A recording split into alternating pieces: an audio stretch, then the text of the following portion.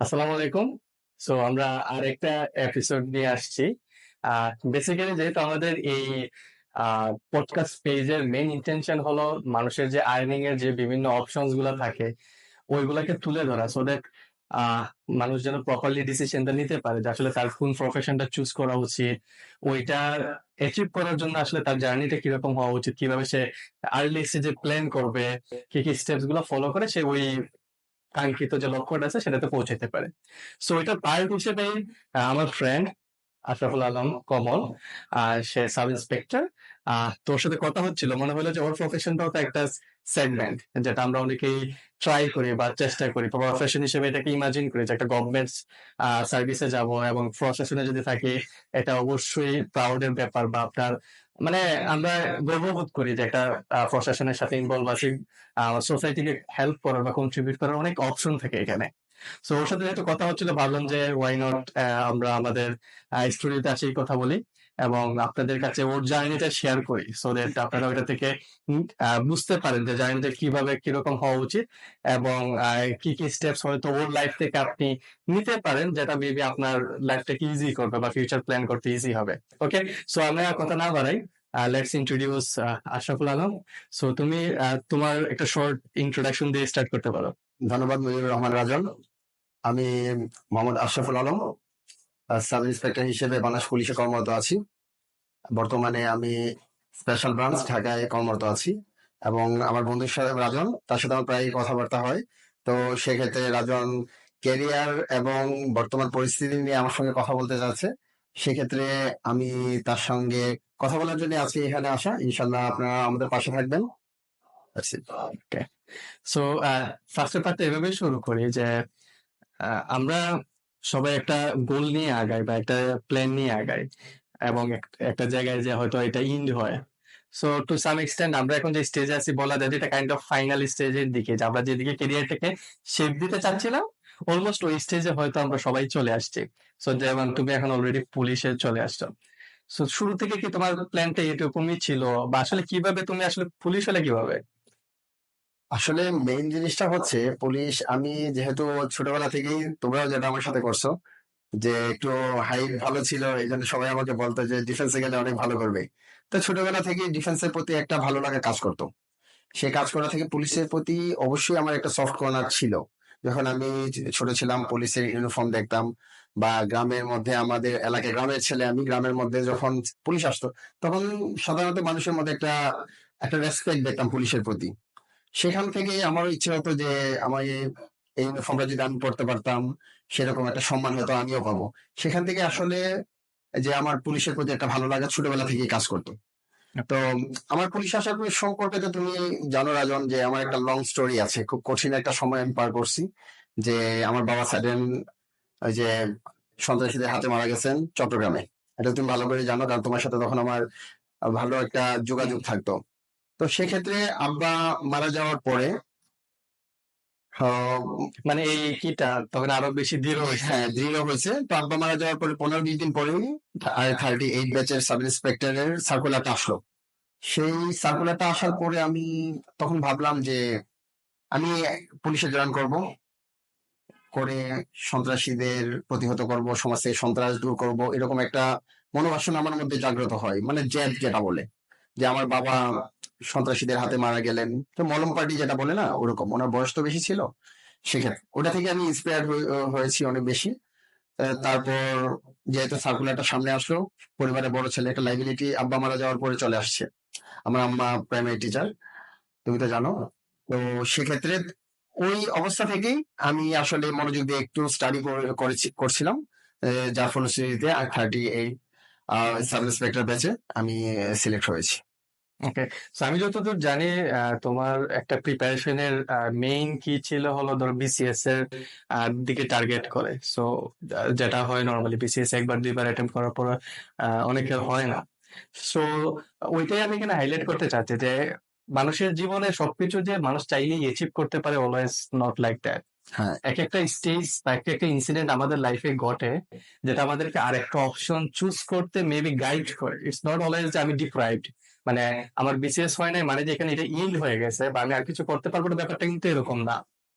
এবং অনেকটা তোমার ক্ষেত্রে এরকমই হয়েছে। হ্যাঁ তো তুমি যদি ওইটা নিয়ে পড়ে থাকতে যে আমি না বিসিএস হওয়া লাগবে, মেবি না হলে তো কিছু করার নাই, না লাইফে তো আমার তো আগাতে হবে। সো পুলিশ আলটিমেটলি তো এটা একটা বেটার অপশন। অপশন তো তোমার যদি ওই পার্টটুকু কোনোভাবে তুমি হাইলাইট করে বলতে পারো যে how was your preparation about BCS and then তুমি কিভাবে ওই সময়টাকে ম্যানেজ করছো, বিসিএস এ হয় নাই, তোমার থট প্রসেসটা কি ছিল, তুমি সেকেন্ড প্রিপারেশনটা কিভাবে নিছো, বা আলটিমেটলি তোমার চয়েসটাকে তুমি কিভাবে ডাইভার্ট করে পুলিশের সাথে অ্যালাইন করছো যে না আমি এটাই পাবো, এটার জন্য আমি ফাইনালি আগাবো, বা এইটাতে আমি কমফোর্টেবল, যে অবজেক্টিভটা চাচ্ছি এটা ফুলফিল হবে মনে হচ্ছিল।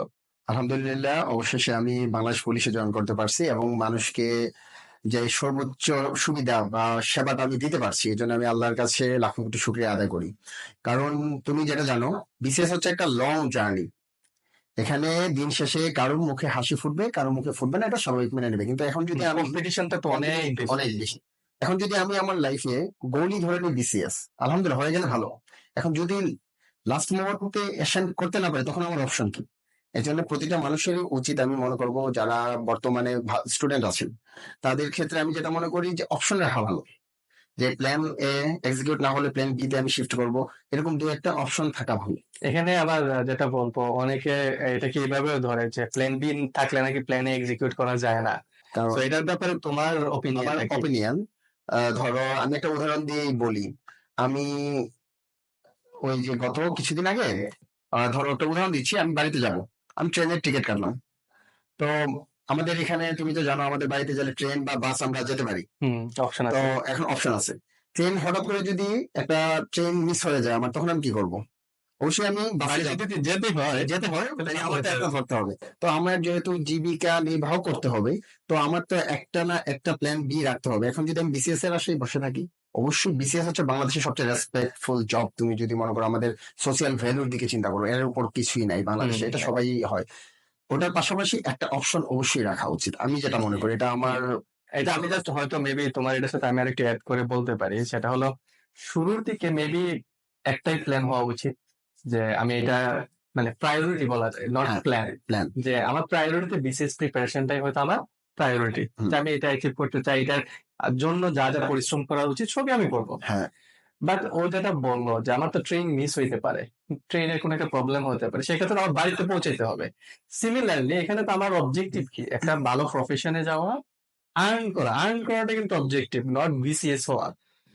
আর্ন করাটা অবজেক্টিভ, এটার একটা ওয়ে হলো বিসিএস বা বিসিএস, ক্যাডার, অনেক জব আছে। মানে এখানে প্রাইভেট সেগমেন্ট হোক, বিজনেস হোক, বর্তমানে ফ্রিল্যান্সিং যেরকম একটা সেগমেন্ট, এরকম ভাবে কিন্তু অপশনস, আর্নিংটা হলো মেইনলি এখানে অবজেক্টিভ।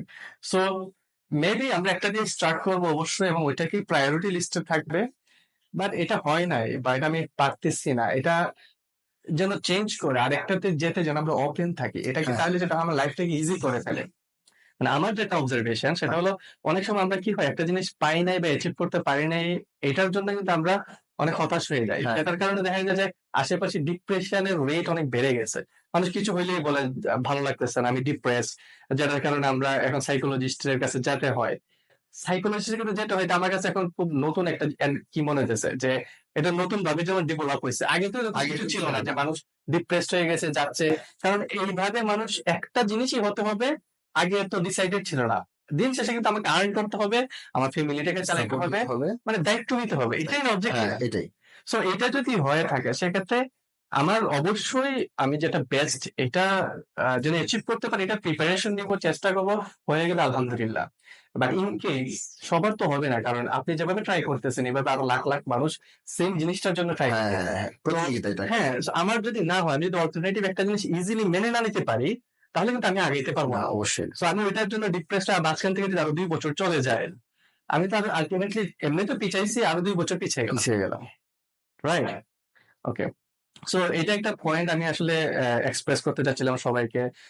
সো ইন বিটুইন, ধরো এখন যেহেতু তুমি অলরেডি একটা প্রফেশনাল প্রফেশন আছে। ইনভলভ হয়েছো, তো এখন আমরা এই প্রফেশনটা ফোকাস করে কিছু জিনিস জানার চেষ্টা করি। ধরো সাপোজ এখন মানুষ শুধু পুলিশ হওয়ার প্ল্যান করে যদি আগাইতে চায়, যে হ্যাঁ সে ইন ফিউচার পুলিশ হতে চায়, সেক্ষেত্রে এখানে কি কি র্যাঙ্ক আছে এটা সম্পর্কে একটু ধারণা দেয় পুলিশের মধ্যে। দেন ওই র্যাঙ্ক গুলো অ্যাচিভ করার জন্য বিসিএস কিভাবে হেল্প করে, বিশেষ না হলে পরে তুমি যেভাবে জয়েন করছো এটা কিভাবে হেল্প করে, বা আদার পজিশন গুলোতে মানুষ যদি জয়েন করতে চায় তার আসলে প্রিপারেশনটা কি হবে বা কোন কোন জায়গাতে সে ফলো করলে সার্কুলার গুলো সম্পর্কে জানতে পারবে, এগুলো সম্পর্কে যদি একটু ডিটেলস বলো, তাহলে মেবি যারা পুলিশটাকে কেরিয়ার হিসেবে দেখতেছে তারা মেবি একটু হেল্প হবে তাদের জন্য, যে কিভাবে তাদের প্ল্যানটা সাজাবে বা কোন কোন জায়গায় তারা রিসার্চ করবে। আচ্ছা, আমি তোমার এটা ক্লিয়ার ডিটেলস করছি। একটু বললে ভালো হবে। হ্যাঁ, আচ্ছা, আমি এটা তোমাকে ক্লিয়ার করছি। তুমি জানো বাংলাদেশ পুলিশের 3 ধাপে নিয়োগ প্রক্রিয়া চলে। আগে অবশ্য জানি না, তুমি মনে করো যে আমি জানি না, এবং আচ্ছা, অডিয়েন্স যারা আছে যারা আচ্ছা, viewers, আমি ওরাও একটা ম্যাক্সিমাম পার্ট আছে জানে না, হ্যাঁ, জানে না। ওইটা ভবিষ্যতে আসলে ভালো হতে বাংলাদেশ পারে। পুলিশে 3 ধাপে নিয়োগটা হয়ে থাকে। ওকে। কনস্টেবল পর্যায়ে একটা নিয়োগ হয়ে থাকে, তারপর সাব ইন্সপেক্টর এবং সার্জেন্ট, এটা সমান র্যাঙ্কেই থাকে। আর একটা হচ্ছে আমাদের সিনিয়র এএসপি স্যারদের একটা নিয়োগ হয়ে থাকে। তো এসপি যারা নিয়োগ প্রাপ্ত হন, স্যাররা হচ্ছেন বিসিএস এর মাধ্যমে নির্ধারিত হন। এটা প্রতি বিসিএস 100 বা 150 বা 70-80 এরকম এটা ভ্যাকেন্সি অনুসারে এটা হয়ে থাকে। তারপর এটা হচ্ছে বাংলাদেশ পুলিশের সর্বোচ্চ স্তর, যেখান থেকে শুরু হয়। আমাদের সিনিয়র স্যার এসপি যারা আছেন এর উপরে যে আছে তো হলো ওইখান থেকে জয়েন করার পরে প্রমোশন পেয়ে হবে, হবে স্টার্টিংটা বিসিএস থেকে হইলে এসপি। এসপি থেকে শুরু হয়, এবং তারপরে যে নিয়োগটা হচ্ছে সাব ইন্সপেক্টর। ওকে। এটা আমরা 10ম গ্রেডে আমরা জয়েন করি। স্যাররা যারা বিসিএস করেন ওনারা 9ম গ্রেডে জয়েন করেন। তো আর আমাদের সর্বনিম্ন এখানে মানে জিনিসটা যেটা আমি একটু কি করার জন্য, যে গ্রেডিং কমা মানে বেটার পজিশন, মানে 10ম গ্রেডে যে কিটা 9th গ্রেড ওরা একটু বেটার পজিশনে থাকে। ওনারা হচ্ছে বাংলাদেশের 1ম শ্রেণীর কর্মকর্তা। বিসিএস এ যারা আসবেন ওনারা সবাই হচ্ছে 1ম শ্রেণীর কর্মকর্তা, আমরা Okay. 2য় শ্রেণী। যাই হোক, এখানে হচ্ছে এবং কনস্টেবল, এই 3 ধাপে বাংলাদেশ পুলিশে নিয়োগটা হয়ে থাকে। এখন আপনি যদি আমি যেটা মনে করি, পুলিশ হওয়ার জন্য আলাদা কোনো প্রিপারেশন আপনার প্রয়োজন নেই বেসিক্যালি। এটা কেন? মানে যেহেতু একটা যেহেতু সার্কুলার থাকে, হ্যাঁ, তাহলে প্রিপারেশন তো নিতেই হয়। থাকে, এটা প্রিপারেশন আলাদা কোনো প্রিপারেশন না। বাংলাদেশের অন্যান্য সরকারি চাকরির জন্য আপনি যেভাবে প্রিপারেশন নেবেন, সেম ওটা যদি আপনি ফলো করেন, তাহলে বাংলাদেশ পুলিশের জন্য আপনি প্রস্তুতি নিতে পারছেন। ওকে। এটার জন্য স্পেসিফিক ভাবে বা আলাদা কোনো প্রস্তুতির প্রয়োজন হয় না। সরকারি যে চাকরি আসতে যাচ্ছেন, সরকারি চাকরির মানে জন্য বলতে গেলে কন্টেন্ট বা কারিকুলাম গুলো ওইভাবেই ওইভাবেই তৈরি করা হয়। আচ্ছা, এটা ভালো পয়েন্ট। তার মানে বুঝাই যাচ্ছে যে রেডিমেড একটা অপশন তো অপশন থাকে। আছে। যারা বিসিএস এর প্রিপারেশন দিচ্ছে, প্রিপারেশন নেন, বাংলাদেশের সব সরকারি চাকরির জন্য আপনি প্রিপারেশন, শুধু ডিফারেন্স হচ্ছে ব্যাংক সেক্টর। ওকে, ব্যাংক সেক্টরটা আর বিসিএস টা একটু আলাদা, বেশ না?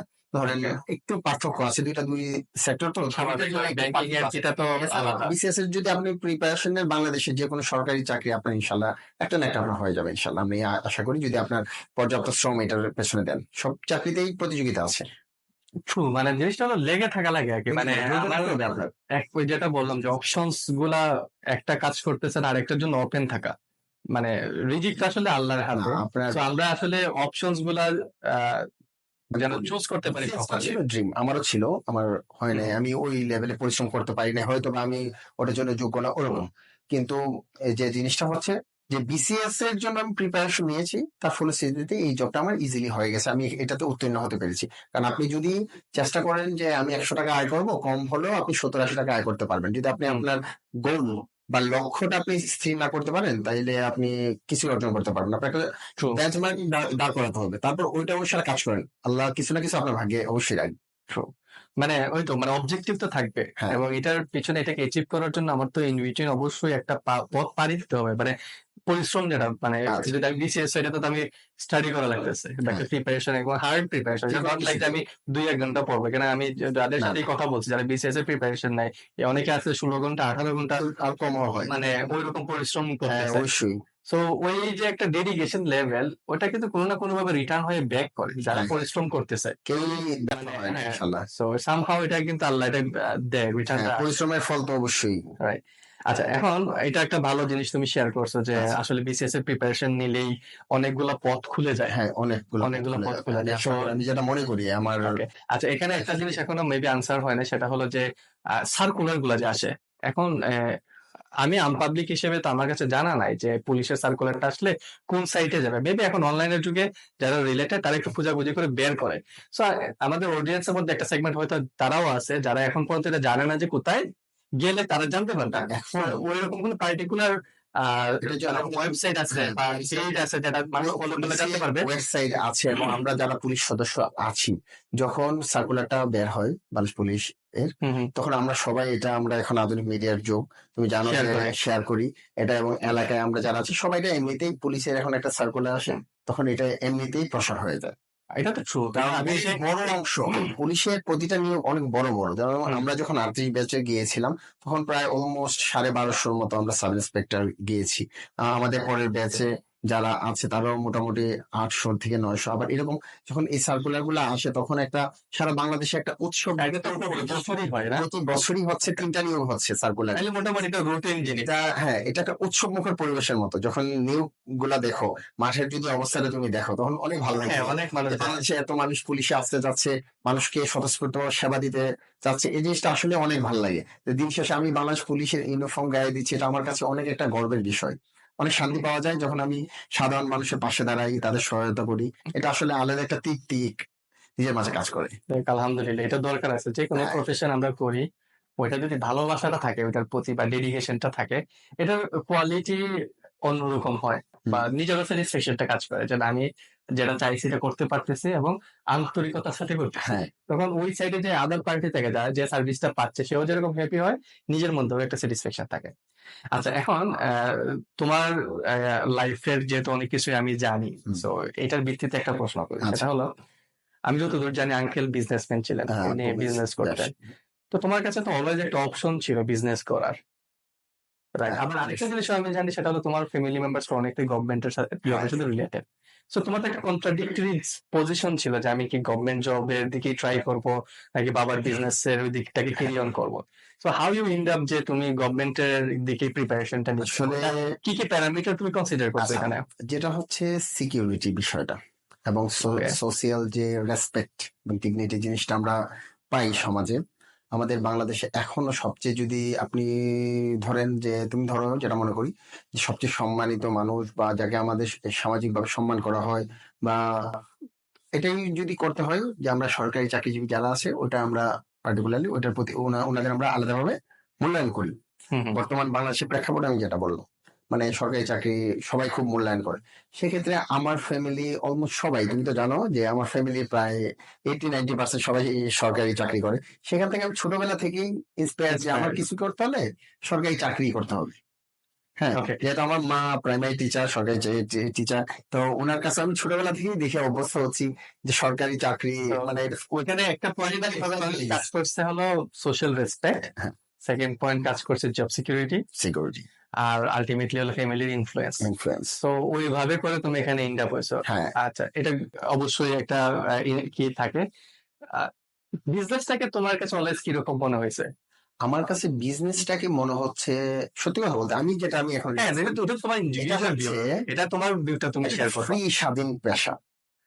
আমি কারো কাছে বাউন্ড না।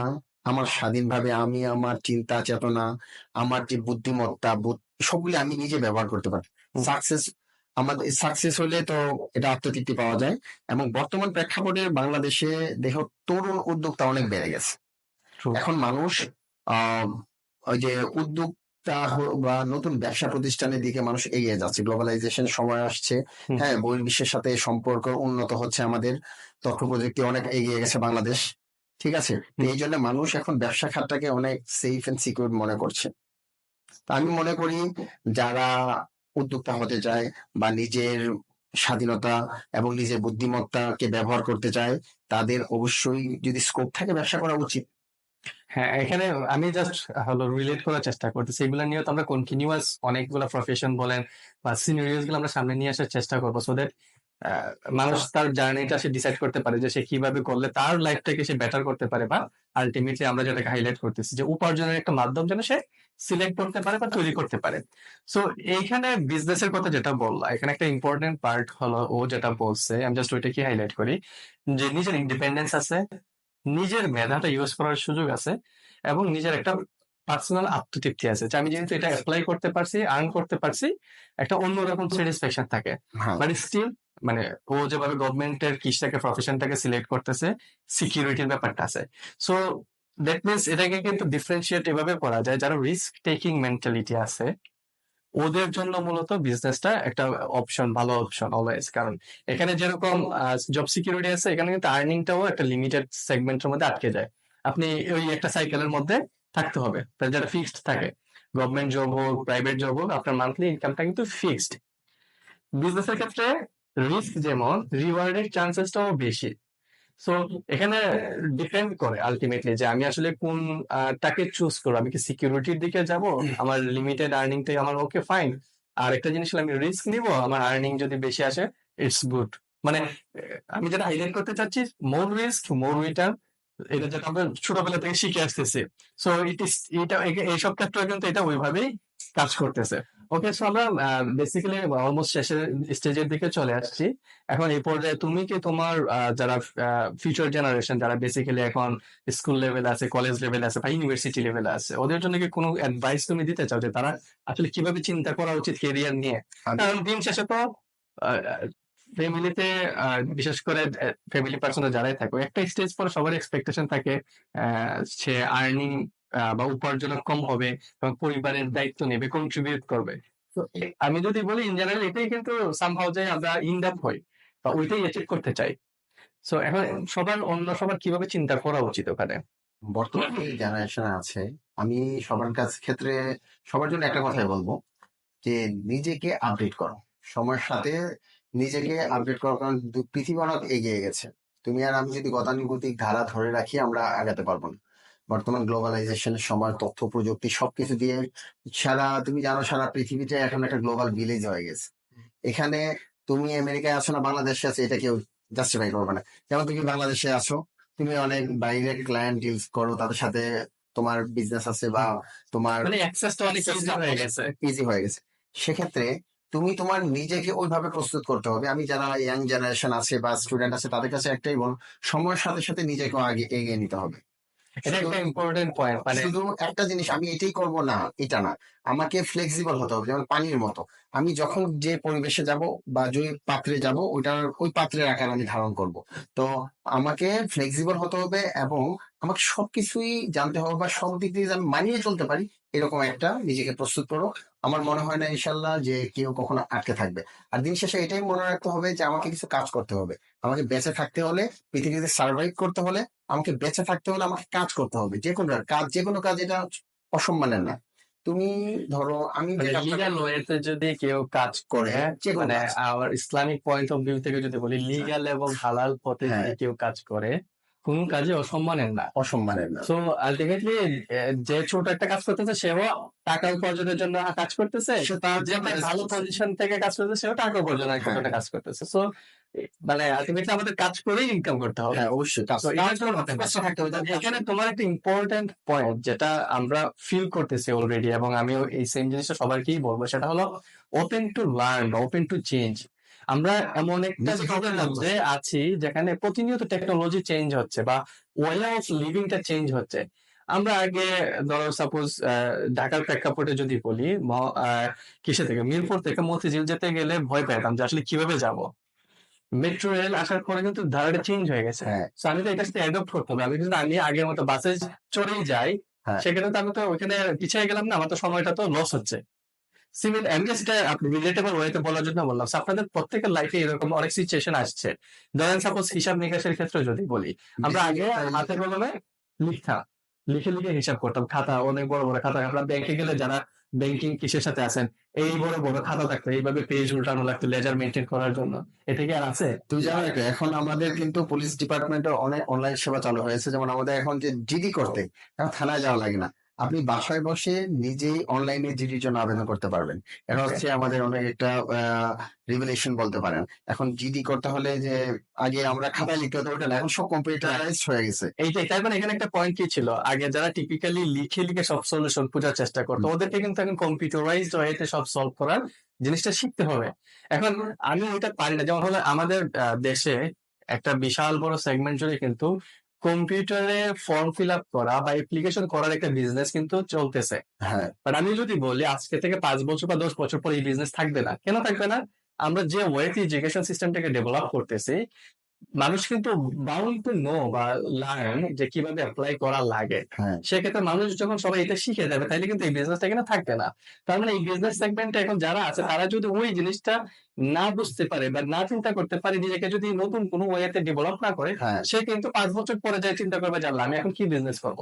আপডেট সো করতে এই হবে টাইপের সবাই। জিনিসগুলো আসলে নিজে থেকে চিন্তা করতে হবে যে আমরা আসলে কি এই বিজনেসটা করতেছি, এটার কি কি ধরনের রিস্ক আছে বা ইন ফিউচারে কি আসলে এই সার্ভিসটা মানুষের লাগবে কিনা। যদি এই সার্ভিসটা না লাগে, আমার তো আসলে 5 বছর পরে আবার নতুন করে আমার নতুন একটা সার্ভিস শিখা লাগবে। হ্যাঁ ঠিক আছে, এই বিজনেসটা তো আর ভ্যালিড না। এখানে কিন্তু একটা সিচুয়েশন হয় যে আমরা একটা বিজনেস অনেক বছর ধরে করতেছি, হঠাৎ করে বিজনেসের ওয়ে অফ কিটা চেঞ্জ হয়ে গেছে। আমি আরেকটা এক্সাম্পল এড করি, যেহেতু আমি এই সেগমেন্টের সাথে রিলেটেড। আগে কিন্তু কি হইতো, আগে দেখতেন, দেখা যেত কি নন ব্র্যান্ডেড বিজনেস এর অনেক কি ছিল, মানে মানুষ র্যান্ডম একটা জায়গা থেকে প্রোডাক্ট কিনে সেল করতো। এই বিজনেসটা কিন্তু হাইলি চেঞ্জ হয়ে এখন এরকম হয়েছে ব্র্যান্ডের ব্রাঞ্চ নেওয়া শুরু হয়েছে। হ্যাঁ এখন কিন্তু মানুষ এজেন্ট হয় বেশি হ্যাঁ রাদার দেন নিউ বিজনেস। হ্যাঁ হ্যাঁ আগে কিন্তু এখানে ঢাকা থেকে কোন একটা প্রোডাক্ট কিনে গ্রামে যে তুমি বিজনেস করতেছো, সেখানে কোনো ব্র্যান্ড ছিল না। মানে তোমার প্রোডাক্ট দরকার ছিল, কোন একটা জায়গা থেকে নিয়ে গেছো। তো সাপোজ আমি যদি বড় ব্র্যান্ড বলি আরেকটা, আগে কিন্তু তুমি প্লাস্টিকের বালতি কেনার জন্য ব্র্যান্ড নামে তো প্লাস্টিকের বালতি কিনে নিয়ে আসছো, হুম হুম হুম। তোমার এটা একটা বিজনেস ছিল। এখন কিন্তু তুমি যদি আরেকখানে ট্যাগের আন্ডারে বিক্রি না করো, মানুষ কিন্তু কমফোর্টেবল না। না না সে কিন্তু একটা ট্রাস্ট সেফটির জন্য বা ট্রাস্টের জন্য সেখান থেকে ব্র্যান্ড চায়। তো ব্র্যান্ড দেখা গেছে কি ওই ব্র্যান্ড দিতে মানে ডিলারশিপ বা ডিস্ট্রিবিউটরশিপের নতুন একটা বিজনেস সেগমেন্ট কিন্তু ওপেন হয়েছে, যেটা আগে ছিল না। আগে ছিল না। সো চেঞ্জ হয়েছে। সো চেঞ্জের সাথে যারা অ্যাডপ্ট করতে পারে নাই, যারা ওই ডিস্ট্রিবিউশনশিপ ডিলারশিপের বিজনেসটা বুঝে নাই, তারা কিন্তু ওখানে যে একটা জায়গায় যে স্টাক হয়ে যাচ্ছে। সো মেবি ইন ফিউচার এইটাও চেঞ্জ হয়ে যাবে। সো অবশ্যই আমাদেরকে যেটা হলো মানে চোখ কান খোলা রাখতে হবে যে মানে কি হচ্ছে আমাদের আশেপাশে, কি কি চেঞ্জেস আসতে পারে, এগুলো যদি আমরা জেনে প্রিপারেশন নিয়ে প্ল্যান করতে পারি, ইনশাল্লাহ এখানে অনেক কিছু ভালো করা সম্ভব। বা একটা মানে চেঞ্জ আসলে আমি আগে থেকে যদি প্রিপেয়ার থাকি, এটা আমি ট্যাকেল দিতে পারবো ইজিলি। ওকে, সো আর কোনো কিছু বলতে চাচ্ছ? আর কিছুই না, যে সবাইকে বলবো নিজ জায়গা থেকে সবাই নিজের মতো করে আপডেট হন এবং সচেষ্ট থাকেন, বর্তমান যুগের সাথে তাল মিলিয়ে চলেন। দেশটাকে কিভাবে আগে নেওয়া যায়? এটা হচ্ছে আমাদের সবাই নিজের কাছে, সবাই যদি নিজের জায়গা থেকে সবার দায়িত্ব এবং কর্তব্য সম্পর্কে সচেতন থাকি, ইনশাল্লাহ আমাদের দেশ অনেক এগিয়ে যাবে। এটা একা কারো পক্ষেই এটা ইয়ে করা সম্ভব না। আমরা আমাদের আগে সময়ের সাথে সাথে আমরা যদি আপডেট হই, তাহলে দেশও এগিয়ে যাবে, কারণ আমরা ছাড়া দেশ না, এই জিনিসটা আমাদের সবার মাথায় রাখতে হবে। সো একটা কথা বলে শেষ করবো আজকের কিটা, সেটা হলো অন্যকে দোষারোপণ না করি, নিজেরা একটু রেসপন্সিবিলিটি নেই। নিজের কাছে যতটুকু সম্ভব, ধরেন সাপোজ আমরা ময়লা ফালানোর সময় একটু অপেক্ষা করে একটু দেখা অবজার্ভ করে কোনো ডাস্টবিন আছে সেখানে ময়লাটা ফালানো। কারণ আপনি যদি ওই কন্ট্রিবিউশনটাও করেন, সেক্ষেত্রে কিন্তু আলটিমেটলি সামহাও দেশের ডেভেলপমেন্টে কাজ করতেছে। হ্যাঁ দোষারোপ করার দরকার নাই যে কেন সিটি কর্পোরেশন বা পৌর অফিসার যারা আছে তারা কেন আমাকে এটা সহজ করে দেয় না, কেন ময়লা এখান থেকে নিয়ে গেল না। আপনি নিজে একটু করেন, আপনার কাজটা করেন। So be responsible, B accountable. ইনশাল্লাহ আমরা দেশটাকে আরো ভালো লিভেবল প্লেস হিসেবে তৈরি করতে পারবো, এবং মানে বেটার একটা এনভায়রনমেন্ট ইন ফিউচার তৈরি করে দিতে পারবো ফিউচার জেনারেশনের জন্য বা নিজেদের জন্য যদি বলি। ঠিক আছে, তাহলে সবাই ভালো থাকেন, আল্লাহ হাফেজ। ওকে, সবাই ভালো থাকেন, আসসালামু আলাইকুম।